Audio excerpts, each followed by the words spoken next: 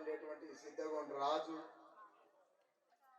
తెలంగాణలో ఆంధ్రాలో తొలి దళిత కవిగా పేరుగాంచినటువంటి దున్న ఇద్దాస్ గారి మనవడు రామ్ ఠాగూర్,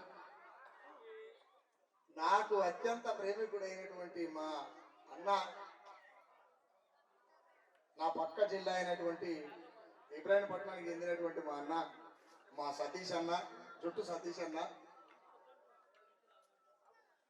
నిజంగా కూడా ఈ వేదిక కల్పించి ఈ వేదిక మీదకి నన్ను విలిపించి ఈ అవకాశాన్ని నాకించి ఈ ప్రజలతో మాట్లాడేటువంటి సందర్భాన్ని కల్పించినందుకు నిజంగా సురేష్ మహాజనకు నేను గలాబీ ఉద్యమ వందనాలు తెలియజేస్తా ఉన్నా.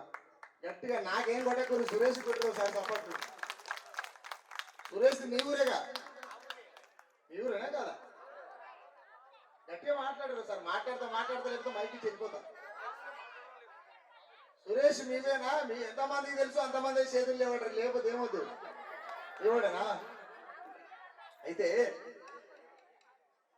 గద్దారన్న నాకు 10 నిమిషాల టైం ఇచ్చారు కాబట్టి షార్ట్ కట్లు చెప్పి పని చేస్తా. గద్దారన్న యావత్తు ప్రపంచంలో తన కుటుంబం కోసమో ఆయన బాగుపడడం కోసమో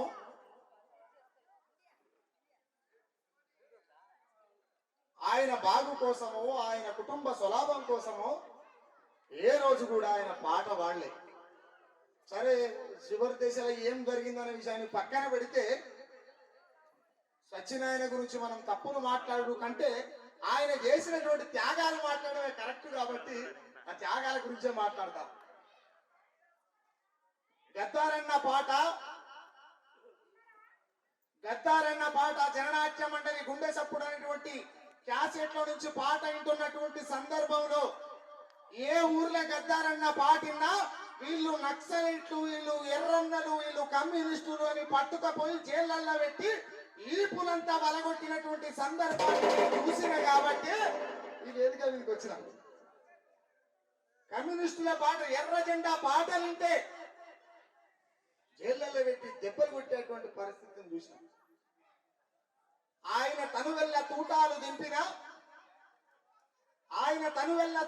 దింపిన కన్న తల్లి రుణం తీర్చుకోవడం కోసం, కన్న తల్లి అంటే ఆయనని కన్న తల్లి కాదు, ఈ తెలంగాణ నేల కోసం, ఈ సమసమాజ నిర్మాణం కోసం ఆయన చేస్తున్నటువంటి విప్లవోద్యమంలో చనిపోతానని తెలిసి కూడా భార్య పిల్లల్ని వదిలేసి దండకారణ్యానికి పోయి తుపాకీ చేతులు పట్టుకొని పోరాటం చేసినటువంటి గొప్ప మహనీయుడు గద్దారన్న. ఆయనను కొన్ని సార్లు నేను అడిగినప్పుడు నాకు కూడా చాలా బాధ అనిపించింది, కానీ తప్పలే, అడగవలసి వచ్చింది, అడిగిన. ఏదేమైనప్పటికీ గద్దారన్న నాతో మాట అన్నాడు. ఏమన్నాడు అంటే, అనుకోకుండా కలిసినాం. అసలు నేను ఆయనను కలవనికి లేదు, ఆయన నన్ను కలవనికి లేదు. ఎందుకంటే ఆయన కలవాలనుకుంటే నన్ను కలుస్తాడు, ఎందుకంటే నేను పోరాగాను కాబట్టి. కానీ నేను ఆయనను కలవాలంటే సాధ్యం కాని పని. ఆయన చాలా పెద్దోడు, ఆయన శిఖరం. ఆయన మనం ఎడ పట్టుకుంటాం. ఒకనొక సందర్భంలో కలవచ్చేటువంటి సందర్భంలో అరే పక్కోడా ఇక రారా అంటే దగ్గర పోయినా, అన్న నమస్తే అన్న, ఏమిరా సమాజానికి, దోపిడీ వర్గానికి, పెత్తందారి వ్యవస్థకు నేను ప్రశ్నలైతే నా పాటకు నువ్వు ప్రశ్నమైనవేంద్రా అని అడిగాను.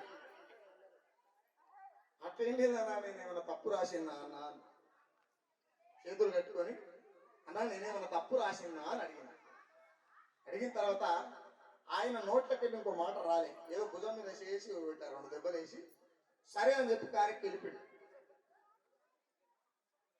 ఇవాళ నాకు బాధాకరం, గద్దారన్న చనిపోయిన తర్వాత బాధాకరమైనటువంటి విషయం ఏంటి అని అంటే,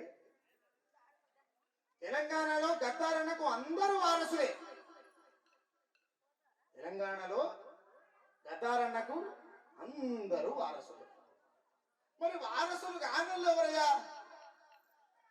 అందరూ వారసులు అయినప్పుడు వారసులు కానోళ్ళు కూడా ఉండాలి కదా. అదే నేపథ్యం వేసుకున్న వాళ్ళంతా కూడా గోసిగంగడ వేసుకొని పాటలు వాడిన వాళ్ళంతా గద్దారన్నకు వారసులు అవుతారా? ఎట్లా అవుతారు? ఏ లెక్కతో అవుతారు? అంటే నిజంగానే పాట వాడిన వాళ్ళంతా కూడా ప్రజా కవులే అనుకుంటే అది భ్రమ. జెండా పట్టుకున్న వాళ్ళంతా కమ్యూనిస్టులు అనుకుంటే అది భ్రమనే అని చెప్పి నేను ఖచ్చితంగా చెప్పగలుగుతాను. ఏమన్నా కానీ ఇది మాత్రం నేను చచ్చేదాకా చెప్తా. ఎందుకు నేను ఈ మాట చెప్తున్నంటే, పాటవాడి నోడల్లా మేము ప్రజా కవులామంటే ఎట్టుల్లా, ఎర్ర సొక్కనేసుకోనుడల్లా మేము కమ్యూనిస్టులామంటే ఎట్టుల్లా. నువ్వు ఏ వర్గ ప్రజల కోసం నిలబడి కొట్లాడుతున్నటువంటి వాస్తవ వ్యక్తీకరణ జరుగుతున్నటువంటి ఆ భావాజాలం ఏ ప్రజలకు అక్కరొస్తుందనేటువంటి సందర్భం చర్చకు వచ్చినప్పుడు తెలుస్తుంది కదా. నువ్వు ఎవ్వని అని నేను ఎందుకన్నా చెప్తా. గద్దారన్న త్యాగానికి ఎన్ని 75 76 గద్దారన్న బతికి ఎన్ని సంవత్సరాలు? 76 సంవత్సరాలలో 77 సంవత్సరాలలో 60 ఏళ్ల జీవితంలో ఆయన కొన గోటి కాదు కదా. నా భాషలో చెప్పాలంటే ఆయన ఎంటిక కూడా సరిపోమని. మిగతా విషయాన్ని పక్కన పెట్టి మిగతా విషయంలో ఆయన బతుకున్నప్పుడే మాట్లాడినా, ఖచ్చితంగా మాట్లాడద్దు, అది తప్పు కూడా. ఆ మిగతా 60 ఏళ్ల గురించి ఒక 5 నిమిషాలు మాట్లాడతా. మిగతా 60 ఏళ్ల జీవితంలో ఆయన ఎక్కడో దండకాలం నుంచి ఇంటికి వస్తే కూడా ఈ వేదిక మీద ఉన్నటువంటి ఎన్నెలమ్మ కూడా ఈయన మా నాయన అనేటువంటి గుర్తుపట్టలేనటువంటి పరిస్థితుల్లో జనం కోసం ఉద్యమం చేసిండు. అంతకంటే ఎక్కువ త్యాగం ఎవడు చేస్తాడు ఈ భూమి మీద?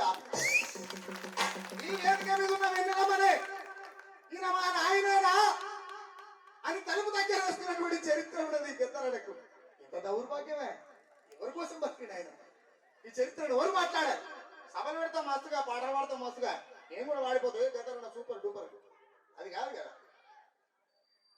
ఇక్కడ ఉన్నటువంటి పాశం యాదగిరన్న ఒకనొక టైంలో నాతో మాట్లాడిడు. ఇద్దరికి వచ్చి ఒక ప్రోగ్రాం పోయినాం. నాకు ఇంకా గుర్తుంది, అన్న గుర్తుందో లేదు నాకు తెలియదు. ఏదేమైనా సరే నువ్వు గద్దారన్న మీద పాట రాసేది లేకుండా అన్నాడు.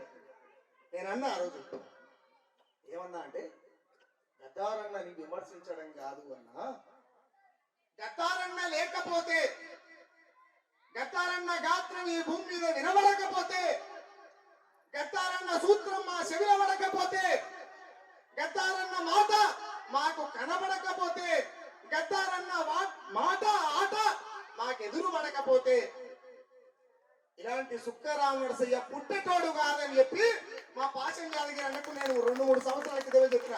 గద్దారన్న బతికినప్పుడు చెప్పిన మాట. బహుశా మా అన్నకి ఇప్పుడు గుర్తు రావచ్చు. ఎప్పుడు చెప్పిందో, ఏడ చెప్పిందో, ఏ కేరళ పోతుండో చెప్పిందో. నేను ఎందుకు ఈ మాట అంటున్నంటే, సింపుల్ గా చెప్పిన పాట వాడిన వాళ్ళ ప్రజా కవులు కాదు, కోచం కూడా వేసుకుంటే ఇంకేదో కానీ ఏమంటారు ఎర్రంగి వేసుకుంటే కమ్యూనిస్టులు కాదు. అంటే సమాజంలో ఏం జరుగుతుంది అంటే కొన్ని సందర్భాలు ఉద్యమం దగా చేయబడుతుంది. ఉద్యమం దగా చేయబడుతుంది. కన్న కొడుకు ఒక్కడున్నా వాణ్ణి అన్నలలో గలవమంటాము. రేపు కడుపు నొక్క బిడ్డ పుట్టిన వాళ్ళ జెండా బట్టి తిరగమంటాము. ఇలాంటి పాటలు విన్నాం కదా. ఇలాంటి పాట జయరాజన్న రాయొచ్చు, కానీ గద్దారన్న వారసత్వం లేకుండా మాత్రం ఈ పాట రాయడం చాలా కష్టం. కాబట్టి గద్దారన్నకు ఒకసారి గట్టిగా సపోర్ట్ చేయడం. ఆ తర్వాత గద్దారన్న చనిపోయి 24 గంటలు కావాలి గద్దారన్న చనిపోయిందని నాకు పెద్ద మనిషి ఫోన్ చేసి, అరే గద్దారన్న చచ్చిపోయింది బాబు, నువ్వు వేడు నువ్వు అంటే నేను ఎక్కడో ఏమంటారు ఇబ్రాహీంపట్నంలో ఉన్న ఆ రోజు నిజంగా కూడా మా దోస్తులం అంతా మేము దావా చేసుకుంటూ కూర్చున్నాం. మంచిగా తుక్కలు తెచ్చుకొని కళ్ళుగడ్డ తెచ్చుకొని నిమ్మలంగా ఉన్నాం. ఆ రోజు నేను ఒక పని చేసిన. ఏం చేసిన అంటే, పెద్ద నా తొందరగానే ముగిస్తా, ఏం ఇబ్బంది పడకు, తొందరగానే ముగిస్తా, నెట్ పని చేసలేదు.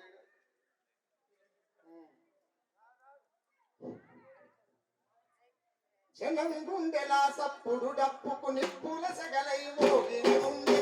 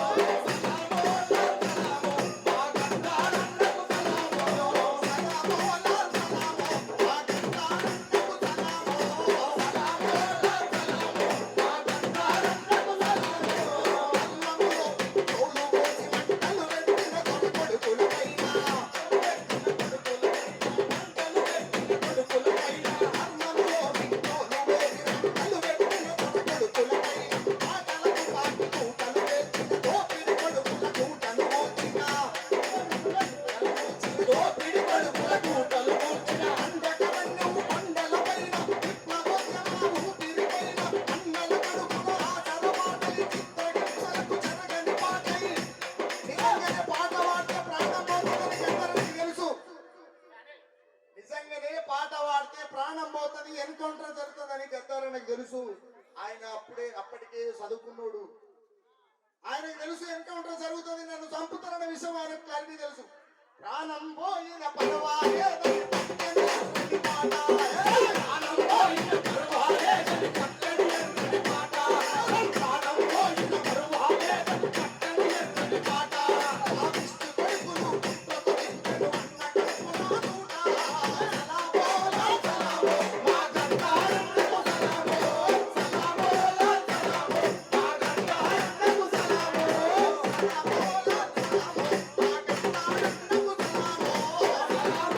మా గంగారన్నకు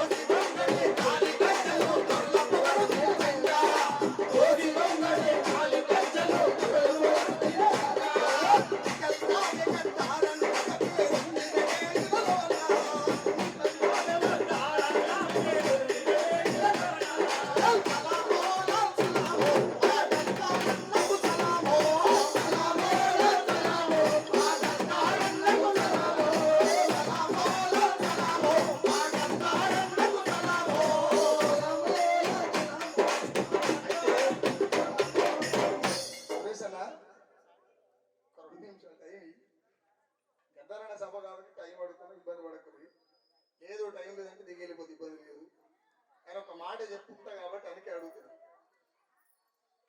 తెలంగాణలో పాటలు పాడేటోళ్ళంతా గద్దరన్నకి వారసులే.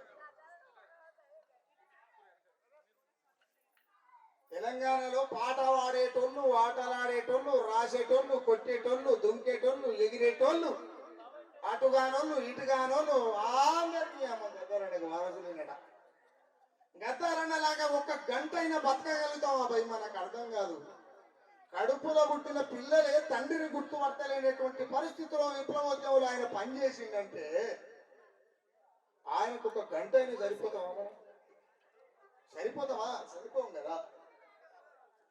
అయితే నేనేమంటా అంటే ఈ మధ్య కాలంలో నేను కొన్ని పేర్లు విన్నా.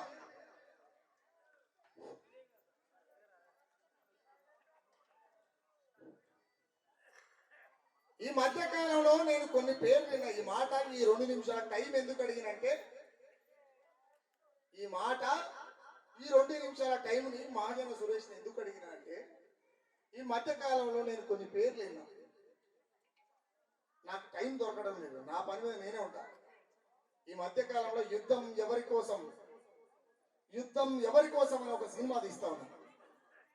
అందులో నక్సలైట్లు ఉంటారు, పాలకులు ఉంటారు, ప్రజలు ఉంటారు, పోలీసు వాళ్ళు ఉంటారు.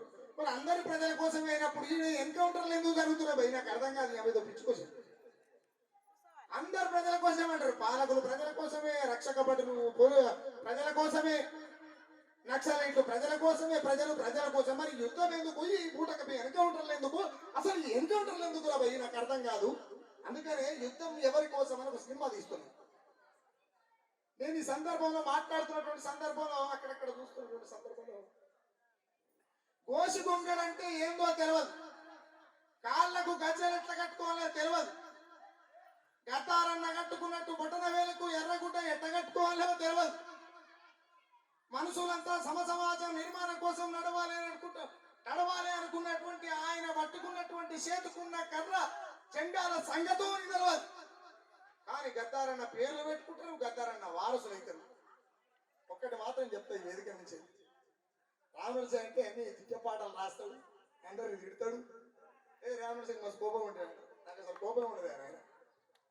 నేను మాట ఏం చెప్తా అంటే, గద్దారన్న వాయిస్ నేను ఎక్కడన్నా విన్నాను, గద్దారన్నని కాకుండా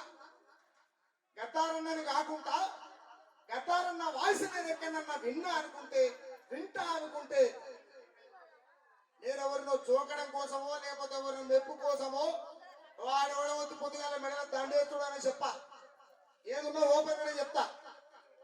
ఒంటరిగానే వచ్చినా, ఒంటరిగానే ఉన్నా, ఒంటరిగానే పోతా. కానీ నిజం మాత్రం చెప్పాలి కాబట్టి నాకు అనిపించింది చెప్తున్నా. విరాట పర్వం సినిమా చూడలేదు, ఆ సినిమా అంతా తప్పు ఉన్నది కాబట్టి చూడలేదు. అదంతా తప్పు, నక్సలైట్లను తప్పుగా చూపించారు. ఇక జీవితకాలం కూడా సినిమా చూడలేదు. అంటే నా వయసుకు ఎవడో ఎక్కడెక్కడో మాట్లాడుతుంది అనుకుండొచ్చు, కానీ మాట్లాడే సందర్భం వస్తే చరిత్రనే మాట్లాడాలనుకుంటే కొమ్ములు తిరిగిన మొగోడు వచ్చినా సరే మాట్లాడతా. ఎందుకు మాట్లాడతా, ఎట్లా మాట్లాడతా అనేది కొన్ని లెక్కలు ఉంటే ఆ లెక్కలు చెప్పనీకి లేదు కాబట్టి చెప్పా.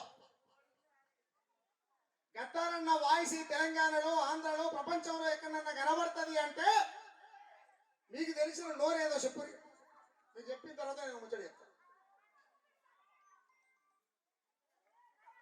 ఎవరు తెలియదా? మీకు ఎవరికైనా తెలుసా? వాడు ఈ దేశంలో ప్రజాయుద్ధ నౌక గద్దారన్న తర్వాత నిజంగా ఆ గొంతు, ఆ గాంభీర్యం, ఆ తత్వం, ఆ వరబడి కనబడుతుంది అంటే దట్ ఈస్ ఏపూరి సోమన్న. ఎందుకు నేను ఈ మాట చెప్తున్నంటే, ప్రశ్న విషయానికి వస్తే పంచాయత్, ప్రజల విషయానికి వస్తే పంచాయత్, దాంట్లో డౌటే లేదు. కానీ వాస్తవం మాట్లాడవలసినటువంటి సందర్భం వస్తే గద్దారన్న తర్వాత గద్దారన్నలాగా వాడేది ఏపూరి సోమన్న మాత్రమే. అదే గోసిగొంగడు వేసుకొని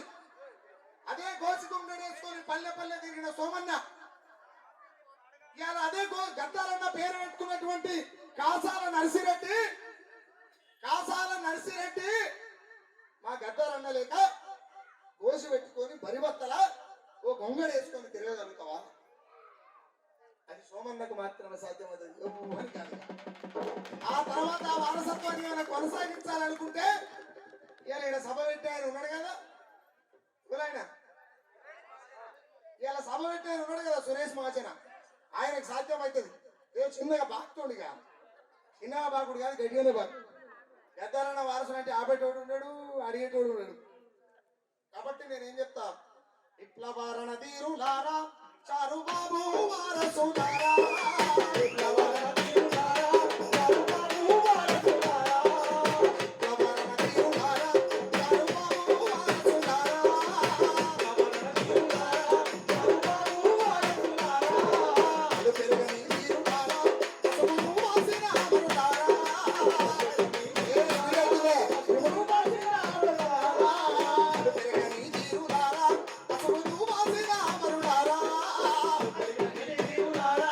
Hallelujah.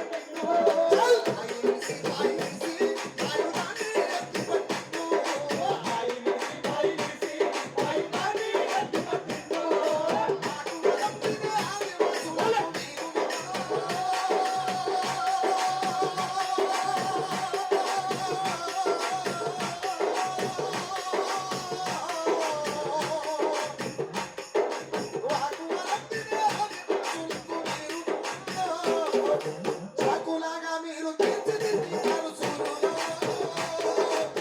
లవణ గిరులారా,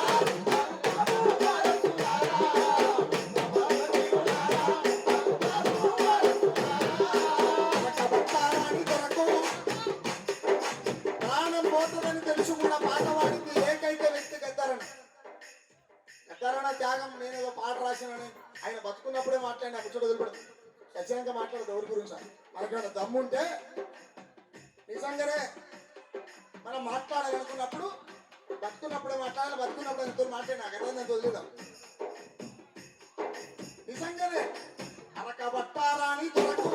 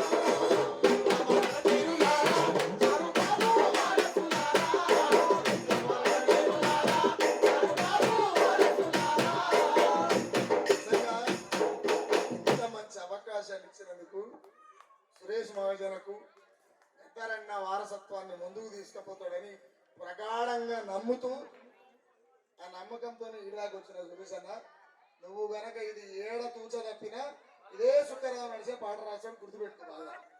ఎందుకు ఈ మాట చెప్తున్నంటే బరాబర్ రాస్తా.